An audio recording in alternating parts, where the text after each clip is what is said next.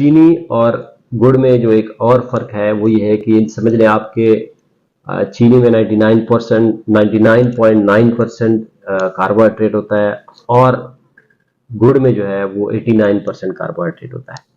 वहां पे 0.5% मॉइस्चर होता है चीनी में, और यहाँ 10% जो है वो समझ लें मॉइस्चर होता है।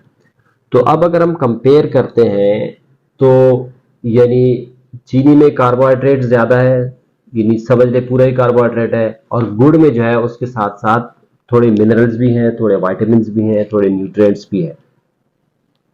ठीक है, एक चीज तो वाजी हो गई है। अब हम आते हैं इनके ग्लाइसेमिक लोड के ऊपर, जो सबसे इंपॉर्टेंट चीज है शुगर के मरीजों के लिए।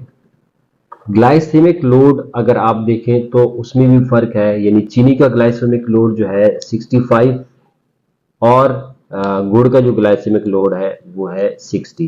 ग्लाइसेमिक लोड अगर किसी को, मेरी पुरानी वीडियो में मैंने इसको बहुत डिटेल में बताया था, मैं फिर एक सेंटेंस में उसको बता देता हूँ कि ग्लाइसेमिक लोड जो है, जो चीज भी हम खाते हैं उसके अंदर जो कार्बोहाइड्रेट होता है वो जितने टाइम में हमारी बॉडी यानी खून में मैदे से पहुंचता है उसको, उस टाइम को हम ग्लाइसेमिक लोड करते हैं। अगर किसी का जल्दी किसी चीज में कार्बोहाइड्रेट, किसी ऐसी कार्बोहाइड्रेट है कि जिसमें वो कम टाइम लेता है खून में पहुंचने तक, तो उसका ग्लाइसेमिक लोड हाई है। और जो ज्यादा टाइम लेता है, खून मैदे में ज्यादा रहता है और खून में पहुंचने में एक बड़ा लंबा टाइम लेता है, तो उसको कहते हैं ग्लाइसेमिक लोड इसका कम है।